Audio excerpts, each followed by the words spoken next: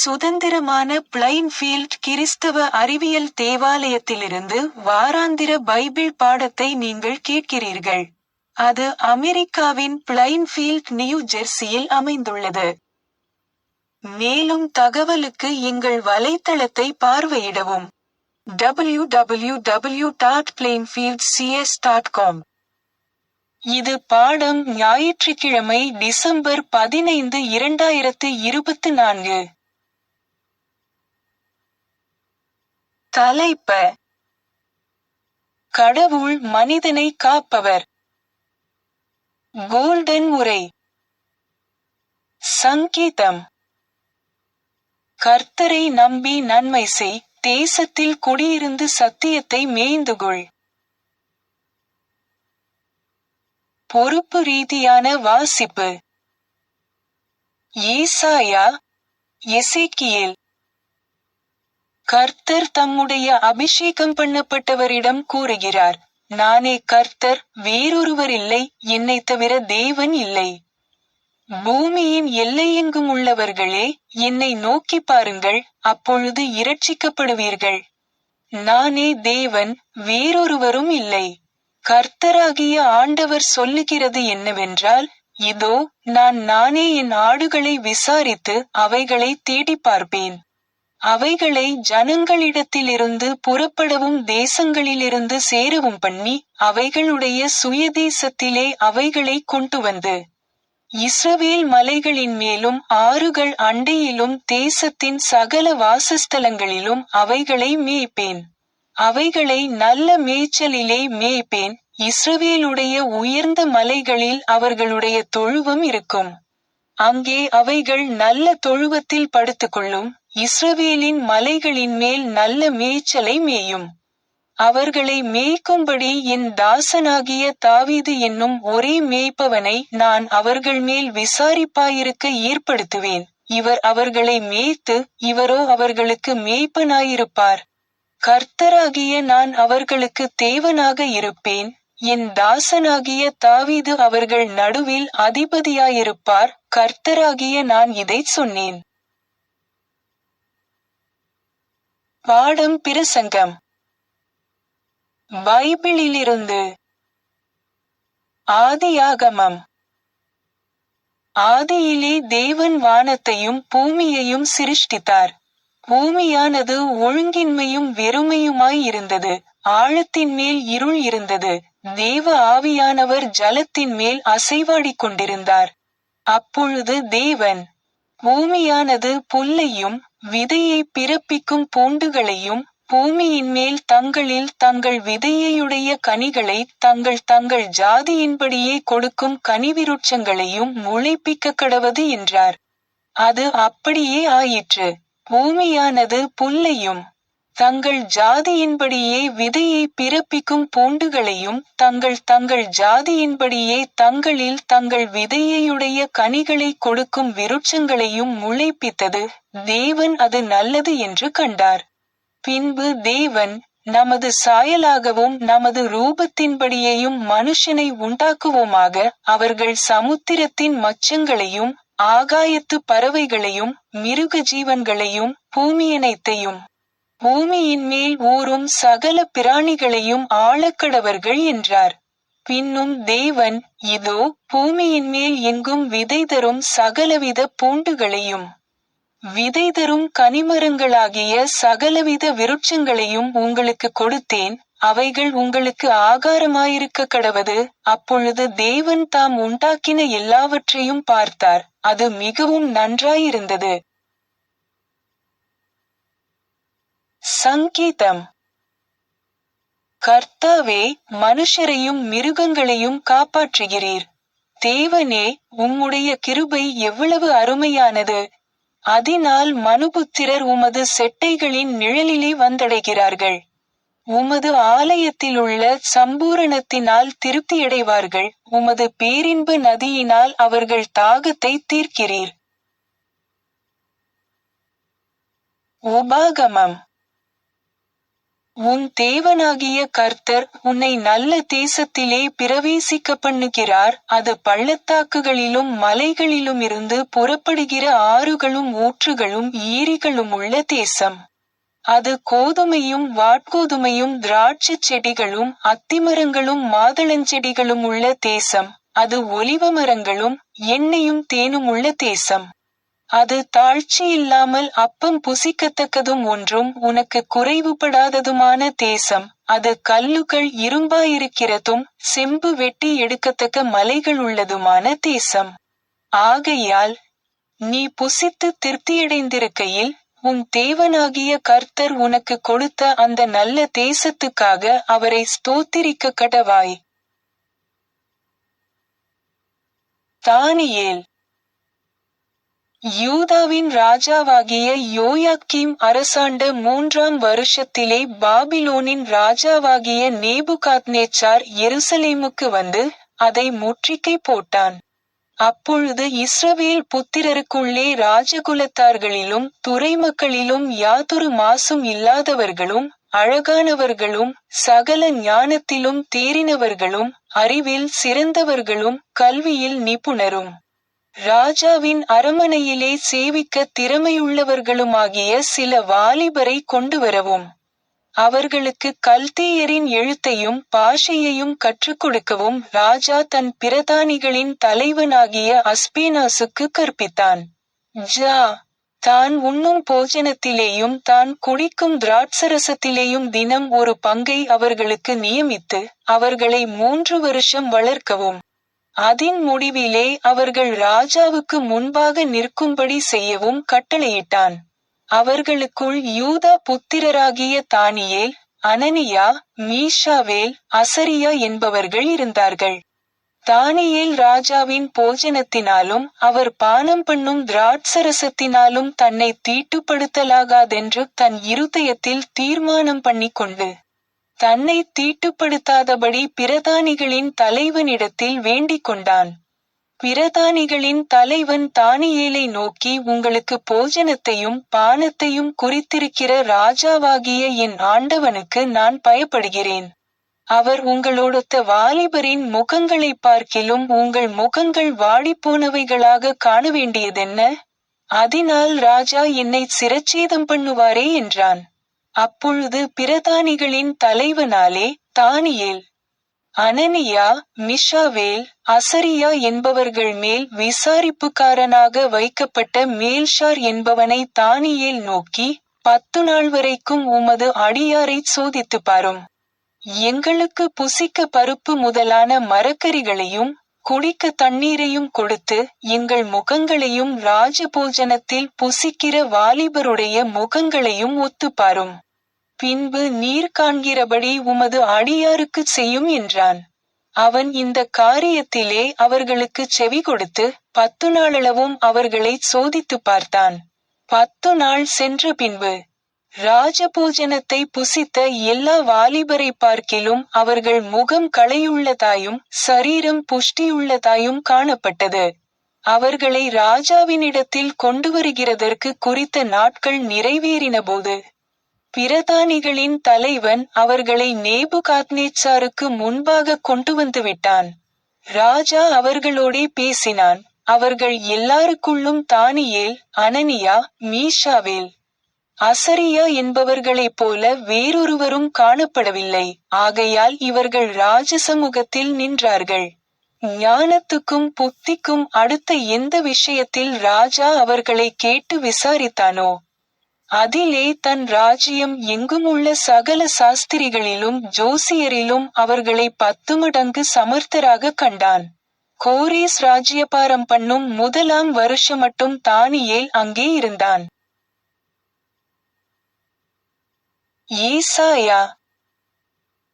பின்னும் கர்த்தர், அனுக்கிரக காலத்திலே நான் உமக்குச் செவி கொடுத்து இரட்சணிய நாளிலே உமக்கு உதவி செய்தேன். நீர் பூமியைச் சீர்படுத்தி பாழாய் கிடக்கிற இடங்களைச் சுதந்தரிக்க பண்ணவும் கட்டுண்டவர்களை நோக்கி புறப்பட்டு போங்கள் என்றும் இருளில் இருக்கிறவர்களை நோக்கி வெளிப்படுங்கள் என்றும் சொல்லவும் நான் உம்மை காப்பாற்றி உம்மை ஜனங்களுக்கு உடன்படிக்கையாக ஏற்படுத்துவேன்.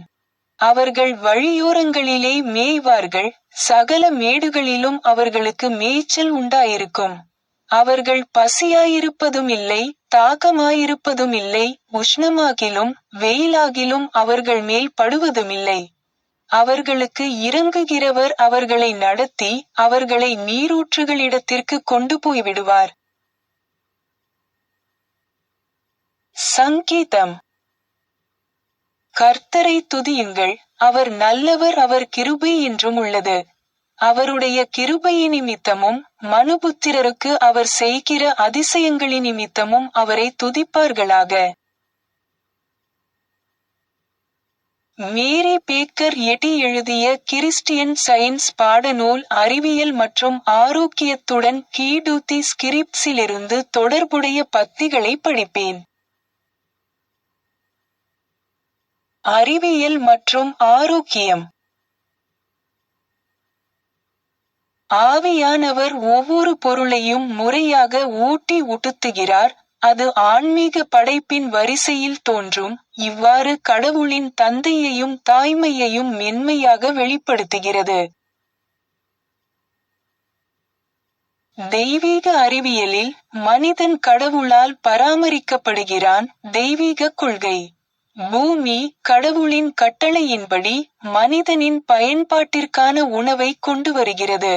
இதை அறிந்த இயேசு ஒருமுறை கூறினார், உங்கள் வாழ்க்கையைப் பற்றி நீங்கள் என்ன சாப்பிடுவீர்கள், எதை குடிப்பீர்கள் என்று நினைக்காதீர்கள். அவர் தனது படைப்பாளரின் தனிச்சிறப்பை கருதாமல் அனைவருக்கும் தந்தை மற்றும் தாயாகிய கடவுளை அங்கீகரிக்கிறார். லில்லிகளைப் போல மனிதனுக்கு உணவளித்து உடுத்த வேண்டும். உங்கள் வாழ்க்கை, நீங்கள் என்ன சாப்பிடலாம் அல்லது என்ன குடிப்பீர்கள் என்று குறைவாக எடுத்துக் கொள்ளுங்கள். உங்கள் உடலுக்கு நீங்கள் எதை உடுத்துவீர்கள் என்ற குறைந்த சிந்தனை, நீங்கள் கனவு காண்பதை விட வளரும் தலைமுறையின் ஆரோக்கியத்திற்கு அதிகம் செய்யும். நாம் புத்திசாலித்தனமாகவும் ஆரோக்கியமாகவும் இருந்தால், விஷயத்திற்கு அதிக புத்திசாலித்தனத்தை காரணம் காட்டக்கூடாது, ஆனால் குறைவாகவும் இருக்க வேண்டும். மொட்டு மற்றும் மலரை உருவாக்கும் தெய்வீக மனம், மனித உடலை அல்லிக்கு உடுத்துவது போல அக்கறை கொள்ளும். ஆனால் தவறான மனித கருத்துகளின் சட்டங்களை திணிப்பதன் மூலம் கடவுளுடைய அரசாங்கத்தில் எந்த மனிதனும் தலையிட வேண்டாம். வாழ்க்கையை பற்றிய நமது தவறான பார்வைகள் நித்திய நல்லிணக்கத்தை மறைத்து, நாம் புகார் செய்யும் தீமைகளை உருவாக்குகின்றன. இயேசு தம் சீடர்களுக்கு உணவு தயாரித்திருந்தால், அது வாழ்க்கையை அழிக்க முடியாது. உண்மை என்னவெனில், உணவு மனிதனின் முழுமையான வாழ்க்கையை பாதிக்காது. மேலும் கடவுள் நம் உயிர் என்பதை நாம் அறியும்போது இது சுயமாக தெரிகிறது. பாவமும் வியாதியும் ஆன்மாவின் அல்லது ஜீவனின் குணங்கள் அல்ல என்பதால், அழியாமையின் மீது நமக்கு நம்பிக்கை இருக்கிறது. ஆனால் நமது தற்போதைய புரிதலுக்கு அப்பால் முயற்சி செய்வது முட்டாள்தனம். நாம் பூரணத்துவம் மற்றும் ஜீவனுள்ள ஆவியின் தெளிவான புரிதலை பெறும் வரை சாப்பிடுவதை நிறுத்துவது முட்டாள்தனம். அந்த சரியான புரிதல் நாளில், நாம் வாழ்வதற்காக சாப்பிட மாட்டோம் அல்லது சாப்பிட வாழ மாட்டோம். உணவு மனம் மற்றும் உடலின் இணக்கமான செயல்பாடுகளை சீர்குலைக்கிறது என்று மனிதர்கள் நினைத்தால், உணவையோ அல்லது இந்த எண்ணத்தையோ கைவிட வேண்டும், ஏனெனில் தண்டனை நம்பிக்கையுடன் இணைக்கப்பட்டுள்ளது. அது எதுவாக இருக்கும்? இந்த முடிவை கிறிஸ்தவ அறிவியலுக்கு விட்டுவிட்டால், இந்த நம்பிக்கை மற்றும் ஒவ்வொரு தவறான நம்பிக்கை அல்லது பொருள் நிலை ஆகியவற்றின் மீது மனதின் கட்டுப்பாட்டின் சார்பாக இது வழங்கப்படும். நித்திய நல்லிணக்கத்தை பாதுகாக்க இயேசுவின் முன்மாதிரியிலிருந்து எந்த உதவியும் தேவைப்படாத மேசியாவை போன்ற ஒரு பெரிய வேலை தனக்காக அல்லது கடவுளுக்காக செய்யப்பட்டது என்று நம்புவது துரோகத்தின் வகையல்லவா? ஆனால் மனிதர்களுக்கு இந்த உதவி தேவைப்பட்டது. இயேசு அவர்களுக்கு வழிகாட்டினார். தெய்வீக அன்பு எப்பொழுதும் சந்தித்தது மற்றும் எப்போதும் ஒவ்வொரு மனித தேவைகளையும் பூர்த்தி செய்யும். மனிதகுலம் மற்றும் ஒவ்வொரு மணி நேரத்திலும் தெய்வீக அன்பு எல்லா நன்மைகளையும் வழங்குகிறது என்பதால், தேர்ந்தெடுக்கப்பட்ட எண்ணிக்கையில் அல்லது ஒரு குறிப்பிட்ட காலத்திற்கு மட்டுமே குணப்படுத்தும் தெய்வீக சக்தியை இயேசு வெளிப்படுத்தினார் என்று கற்பனை செய்வது நன்றாக இல்லை. இயேசு உடல்நிலையின் இயலாமையையும் அதேபோல் ஆவியின் எல்லையற்ற திறனையும் வெளிப்படுத்தினார். இதனால் தவறான மனித உணர்வுகள் அதன் சொந்த நம்பிக்கைகளிலிருந்து தப்பித்து தெய்வீக அறிவியலில் பாதுகாப்பை தேட உதவியது. உடல் அமைப்பு மற்றும் சட்டங்களைப் பற்றி எவ்வளவு குறைவாக கூறப்படுகிறதோ, மேலும் தார்மீக மற்றும் ஆன்மீக சட்டங்களைப் பற்றி எவ்வளவு அதிகமாக சிந்தித்து பேசுகிறீர்களோ, அவ்வளவு அதிகமாக வாழ்க்கை தரம் உயரும், மேலும் மனிதர்கள் இயலாமை அல்லது நோயிலிருந்து அகற்றப்படுவார்கள். நம் முன்னோர்கள் உண்ட எளிய உணவுகள் அவர்கள் ஆரோக்கியமாக இருக்க உதவியது என்று நாம் கூறுகிறோம், ஆனால் அது தவறு. இந்த காலகட்டத்தில் அவர்களின் உணவு டிஸ்பெசியாவை குணப்படுத்தாது. தலையில் சுகாதார விதிகள் மற்றும் வயிற்றில் மிகவும் செரிமான உணவு, இன்னும் டிஸ்பெப்டிக்ஸ் இருக்கும். தனிப்பட்ட கருத்துக்கள் மேம்படும் வரை மற்றும் மரண நம்பிக்கை அதன் பிழையின் ஒரு பகுதியை இழக்கும் வரை நம் காலத்தின் பல பெண்மை அரசியலமைப்புகள் ஒருபோதும் வலுவாக வளராது. டிஸ்பெசியாவிற்கு சிகிச்சை தேடுவதில் எந்த விஷயத்தையும் கலந்தாலோசிக்கவும், உங்கள் முன் வைக்கப்பட்டுள்ளதை சாப்பிடவும். மனசாட்சிக்காக எந்த கேள்வியும் கேட்கவில்லை. உயிரும் புத்திசாலித்தனமும் பொருளில் உள்ளன என்ற தவறான நம்பிக்கையை அழித்து, தூய்மையான மற்றும் சரியானவற்றில் நம்மை நாமே விதைக்க வேண்டும். கடவுள் பிரபஞ்சத்தை உருவாக்குகிறார் மற்றும் மக்களை உருவாக்குகிறார். தாது, காய்கறி மற்றும் விலங்கு பொருட்கள் என்று அழைக்கப்படுபவை, காலை நட்சத்திரங்கள் ஒன்றாக பாடியபோது இருந்ததை விட நேரம் அல்லது பொருள் கட்டமைப்பில் இப்போது இல்லை. மனம், பூமியில் இருப்பதற்கு முன்பே வயலின் செடியை உருவாக்கியது. மனிதர்கள் கடவுள் மற்றும் மனிதனை பற்றிய சரியான பார்வைகளை பெறும்போது, முன்பு கண்ணுக்கு தெரியாத பல படைப்புகள் காணப்படுகின்றன. வாழ்க்கையே ஆவி என்பதை நாம் உணரும்போது, பொருளிலும் அல்லது பொருளிலும் இல்லை, இந்த புரிதல் முழுமையாக விரிவடையும், எல்லாவற்றையும் கடவுளில் காணலாம், நல்லது, வேறு எந்த உணர்வும் தேவையில்லை. நாம் கிறிஸ்தவ அறிவியலில் வழியை கற்றுக்கொண்டு, மனிதனின் ஆன்மீகத்தை அடையாளம் காணும்போது, கடவுளின் படைப்பை கண்டு புரிந்து கொள்வோம், பூமி மற்றும் வானம் மற்றும் மனிதனின் அனைத்து மகிமைகளையும். கர்த்தராகிய ஆண்டவர் பூமியையும் வானங்களையும், பூமியில் தோன்றியதற்கு முன்பு வயலின் ஒவ்வொரு செடியையும், அது வளருவதற்கு முன்பு வயலின் ஒவ்வொரு மூலிகையையும் படைத்தார். கடவுள் எல்லாவற்றையும் மனதின் மூலம் உருவாக்குகிறார், பொருள் மூலம் அல்ல. செடி வளர்கிறது, விதை அல்லது மண்ணால் அல்ல, மாறாக வளர்ச்சி என்பது மனதின் நித்திய ஆணை. ஆன்மாவானது மனதின் அறிவியலின் மூலம் செயல்படுகிறது, மனிதனை ஒருபோதும் நிலத்தை உழச் செய்யாது, அவனை மண்ணை விட உயர்ந்தவனாக ஆக்குகிறது. இதை பற்றிய அறிவு மனிதனை புல்வெளிக்கு மேலே, பூமி மற்றும் அதன் சுற்றுப்புறங்களுக்கு மேலே, நனவான ஆன்மீக நல்லிணக்கத்திற்கும் நித்தியத்திற்கும் உயர்த்துகிறது. இங்கே ஈர்க்கப்பட்ட பதிவு ஆரம்பம் அல்லது முடிவு இல்லாமல் இருப்பது பற்றிய அதன் கதையை மூடுகிறது. உருவாக்கப்பட்ட அனைத்தும் கடவுளின் செயல், அனைத்தும் நல்லது.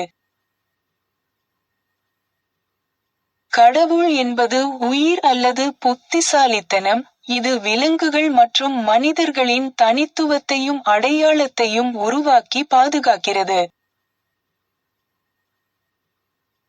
சர்ச் கையேட்டில் கொடுக்கப்பட்டுள்ளபடி மேரி பேக்கர் எட்டியின் 3 தினசரி கடமைகளை இப்போது படிப்பேன். தினசரி ஜெபம். ஒவ்வொரு நாளும் ஜெபிப்பது இந்த திருச்சபையின் ஒவ்வொரு உறுப்பினரின் கடமையாகும். உம்முடைய ராஜ்யம் வா, தெய்வீக சத்தியம், வாழ்க்கை, அன்பு ஆகியவற்றின் ஆட்சி என்னுள் நிலை பெறட்டும். எல்லா பாவங்களையும் என்னிடமிருந்து விலக்கட்டும். உம்முடைய வார்த்தை எல்லா மனிதர்களிடமும் பாசத்தை வளப்படுத்தி அவற்றை ஆளட்டும். நோக்கங்கள் மற்றும் செயல்களுக்கான விதி. தி மதர் சர்ச்சின் உறுப்பினர்களின் நோக்கங்கள் அல்லது செயல்களை விரோதமோ அல்லது தனிப்பட்ட இணைப்போ தூண்டக்கூடாது. அறிவியலில் தெய்வீக அன்பு மட்டுமே மனிதனை ஆளுகிறது. ஒரு கிறிஸ்தவ விஞ்ஞானி அன்பின் இனிமையான வசதிகளையும் பாவத்தை கண்டிப்பதிலும் உண்மையான சகோதரத்துவம், தொண்டு, மன்னிப்பு ஆகியவற்றிலும் பிரதிபலிக்கிறார். இந்த திருச்சபையின் உறுப்பினர்கள் தினந்தோறும் கவனித்து எல்லா தீமைகளிலிருந்தும் தீர்க்கதரிசனம், தீர்ப்பு, கண்டனம், ஆலோசனை, செல்வாக்கு செலுத்துதல் அல்லது தவறாக செல்வாக்கு செலுத்துதல் ஆகியவற்றிலிருந்து விடுவிக்கப்பட வேண்டும். கடமைக்கு விழிப்புணர்வு. ஆக்கிரமிப்பு மனநல ஆலோசனைகளுக்கு எதிராக தினமும் தன்னை தற்காத்துக் கொள்வது இந்த திருச்சபையின் ஒவ்வொரு உறுப்பினரின் கடமையாகும். மேலும் கடவுளுக்கும் அவரது தலைவருக்கும் மனிதகுலத்திற்கும் அவர் செய்ய வேண்டிய கடமையை மறக்கவோ புறக்கணிக்கவோ கூடாது. அவருடைய கிரியைகளால் அவர் நியாயந்தீர்க்கப்படுவார், நியாயப்படுத்தப்படுவார் அல்லது கண்டிக்கப்படுவார்.